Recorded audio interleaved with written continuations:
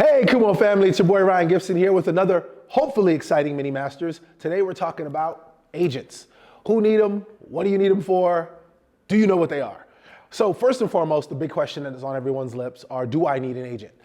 So before we dive into that, let's back it up and answer the more simpler question. What is an agent? So for me, I define an agent as the person who gets to speak for me when I'm not in the room.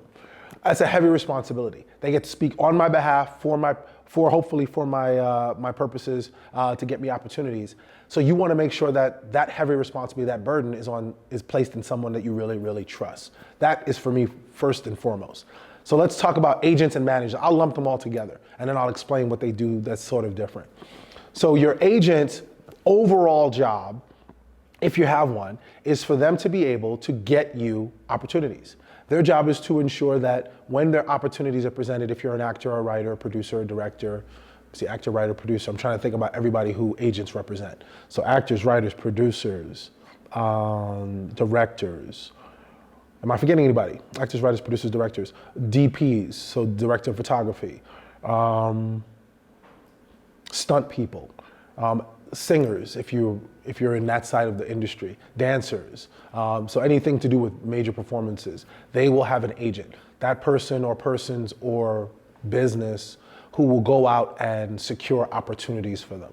So how is that differing from, and then you pay them a percentage. Usually the average percentage is between 5 to about 10%, and that's off the gross. So for you who don't understand what that is, the gross is before any taxes are taken out. So if you're getting paid 10,000, I'll just say 10,000 even, wherever you are, you can adjust it to your world. But if you're getting paid 10,000 for whatever job you're doing, they'll get 10% of that 10,000. Not if you get taxed, depending on where you are in the world, how the taxes are, governmental taxes and individual taxes work. They're getting it off the big chunk, not the chunk after government. So you have to make sure that you know that going in, because that could be significant to some people in terms of what they think they're making. So do you need an agent or a manager? So let me back up again, I'm sorry. So managers, how do we differentiate between the difference between an agent and a manager? Manager, as the name sounds, also speak for you. They can also get you jobs. The other thing that a manager will probably do that agents may not always be doing is a manager's job is to ensure that they're helping you figure out your career. They're helping you trying to manage your career, manage you. You are the brand. To figure out as an actor, where should you be looking for opportunities? What types of opportunities should you be looking for? What's on the horizon that maybe you fit the bill for you?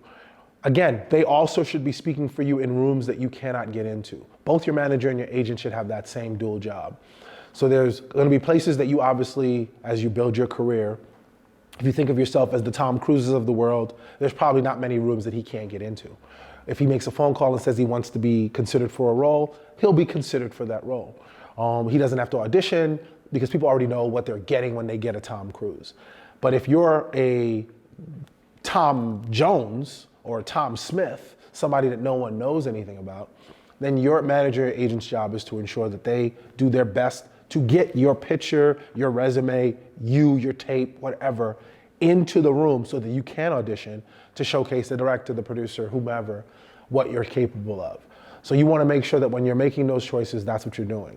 Managers often will take a little bit more because their job tends to be more ranged out, because they're not just dealing with necessarily getting you a job, they're also managing your whole career. So that requires a lot more hand-holding, a lot more work. So they might be taking anywhere between 15 to 20% off the top on the gross. Some people have both managers and agents. So that means that if you're making 10,000, be that dollars, pula, rand, whatever it is, wherever you are in the world, that means your manager and or agent are probably getting close to about 30 to 35% of your money before, remember that again, before any taxes that your potential government or wherever you are is gonna take. So that means you're gonna get even less. So if you're gonna do all of that, please make damn sure that these people are working for you and doing what you need them to do. Big thing that people forget sometimes is that the manager, the agent responsibility is that they do work for you. You do not work for them. Oftentimes when we get started in this industry and you are lucky enough to get a manager or an agent, you feel beholden to their understanding of the world. which is fine. You can respect their understanding, you can respect what they can do, but they have to still do something. So you want to make sure that your manager, your agent are doing something for you. And I kind of do it like this. You want to make sure they're doing things that you cannot do. So if you can get yourselves into most rooms, great, more power to you, do that. But they should be getting you into rooms where you cannot get yourselves into. They should be getting you conversations where you're not able to get. And if they're not doing that, consider this. You're paying somebody 20% of your salary for doing nothing. Because what you don't want to be in a position of is for you to get yourself a job consistently, that it's your connections, you pushing yourselves into these rooms, and then the manager and or agent is still going to get their percentage because that's what the contract is that you have with them. That can become very frustrating over time. So you want to make sure that your manager or agent are getting you these opportunities. So let's move past this. Hopefully that makes sense and you understand what their jobs and their roles are. Now the bigger question, who needs a manager or an agent?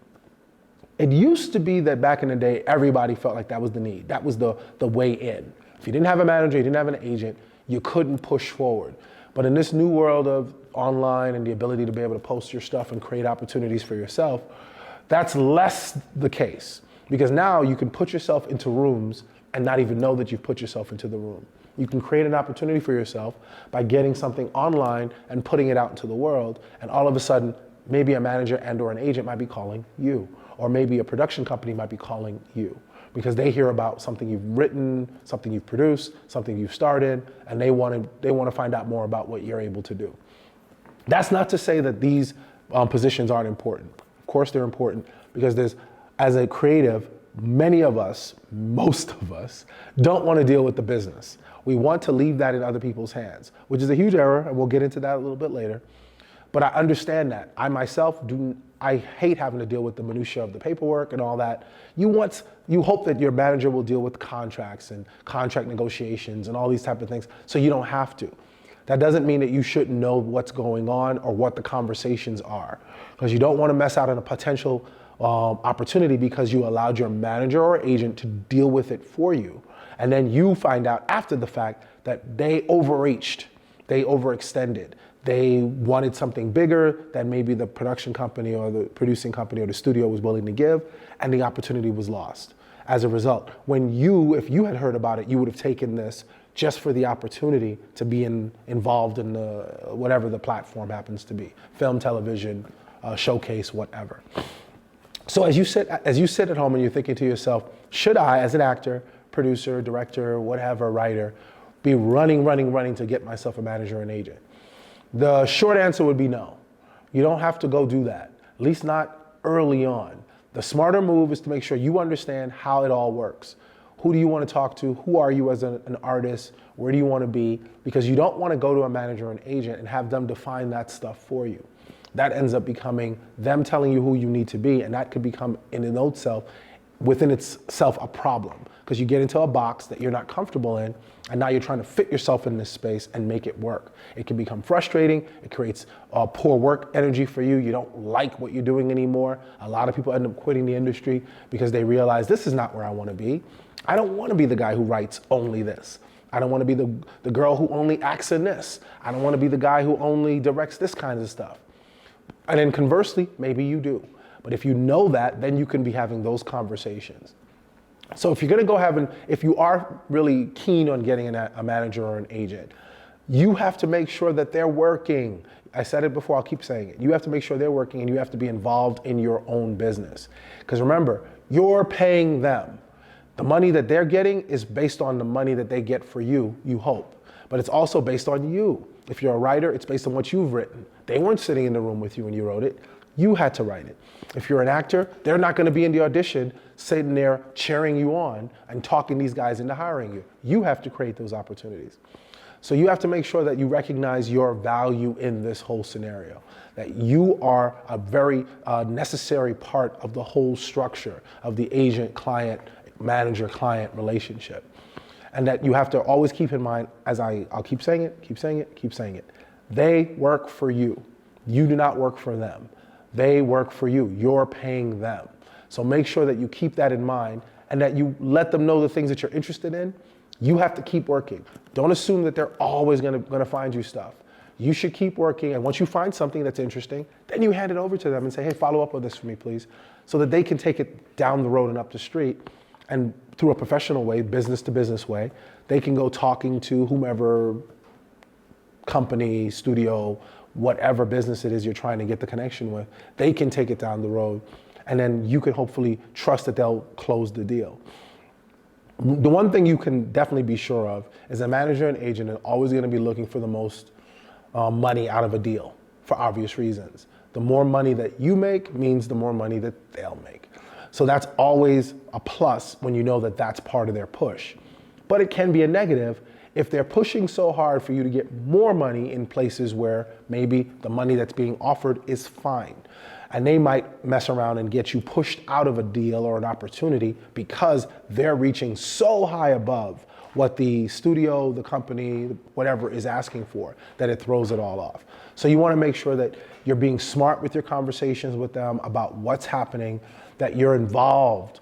You should be CC'd on everything that's happening. You should not ever be walking into a situation where one day you find out from a potential employer that the relationship was soured because of your manager's behavior or because of your agent's behavior as far as it comes to the negotiations, that they overreached and they weren't willing to compromise, or that they were doing too much. I'm not telling you that your manager or agent shouldn't ask for the moon. Ask for the moon, but be okay with the stars, because sometimes the stars are easier. And then once you get to a place where the moon is the expectation because of who you are, because now you're Tom Cruise, well then great. You don't have to ask for the moon when you're Tom Cruise. The moon will be offered along with Saturn, Venus, and all the other planets in the solar system. And you'll be able to make your decisions based on that. But that's stuff you have to build up to. So to answer, hopefully I'm answering this question. Is it super important to get an agent? Not super important, because the things that they're doing, you can be doing too. Is it important as your career builds out to have them? Of course, because then you are a corporation, you are a business, you are a brand unto yourself. And as a brand, and as a corporation, you want to have people working with and or for you who are going to help to build you and help to push you into places, again, places that you cannot get yourself into.